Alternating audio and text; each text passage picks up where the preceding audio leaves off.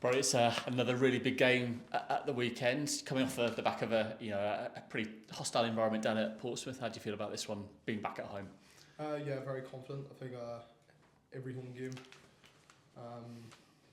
we're confident against, no matter who we play against. I feel like we're sort of like a different kettle of fish when we play at home. The fans get behind us, they make it very loud. We fight the 90th minute. You want to do that every game, but I think that at the home games just a bit extra special. And you can tap into that kind of positive energy. You had the complete flip side at Portsmouth. It's not an easy place to play. Some you'd be glad to have got that fixture behind you. Yeah. It was good atmosphere, to be fair, and I think our fans are amazing. The song from the minute we went out to the warm up right to the 90th minute, even at the end, the support showed us was amazing. And the lads, we appreciate the support so much. So to be able to be back home was amazing. Yeah, you've had a bit of time to sort of digest the result now. Not the win you wanted, you were very close to that. Have you put the kind of disappointment behind? And it's not a disaster by any stretch coming away with a point, looking at the table. Yeah, of course.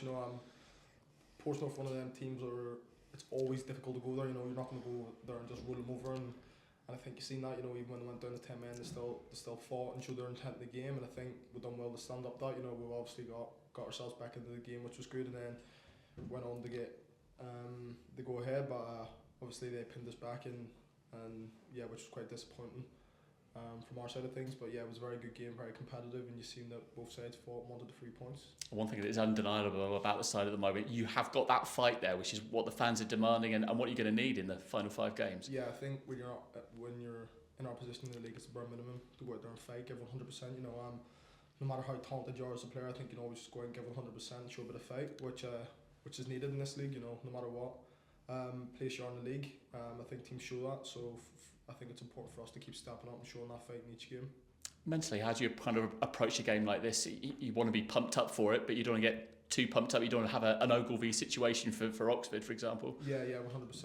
It's about keeping that level head. Not getting too high on the highs and too low on the lows. It's keeping level headed, and I think we have a lot of experience in the group that sort of helps me and the rest of the younger lads keep that level head. There's a lot of players in the change room has been in this situation before last season, and they were able to fight out of it, so there's no reason why we can't go on and do it again. What's it been like for you personally over the last month or so? Because it's just a big game relentlessly for club and country. It's high stress every single week. Yeah, I think this has been probably one of the most important months for me personally in professional football so far. I've learned, I'd say, more in this month than I have in my entire career so far, so it's been really good to be fair for me.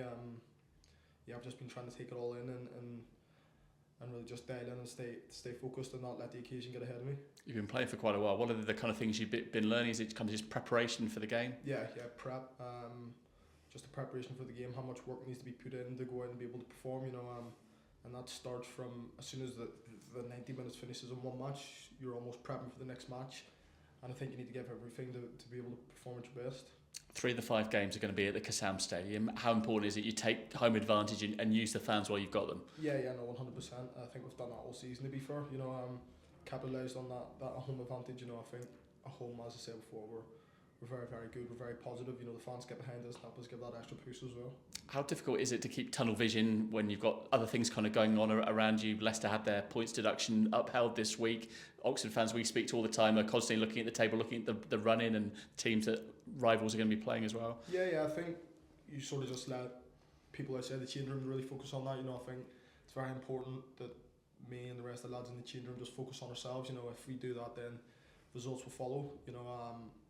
I don't think you can really get caught up in other things that we really can't affect, in terms of other teams and points deduction. As you said, we can't really control any of that. What we control is us and what we have going on in the change room, and I think that's the most important thing. And Watford specifically, looking at their position in the table, some people would argue they're not going to be as motivated, but every single player that goes out on a Saturday afternoon has got things to play for, and they'll be looking after their own careers first and foremost. Yeah, 100%. I don't think you get this far in your football career to be able to play in the Championship if you don't have a bit of self-pride and want to go out there and put on the best performance you possibly can, wherever the game is, as people might say, for them is meaningless, but at the end of the day they're still professional footballers and they still have 3 points to play for, just like us. Top stuff. Thank you very much. Cheers, Brodie. Cheers.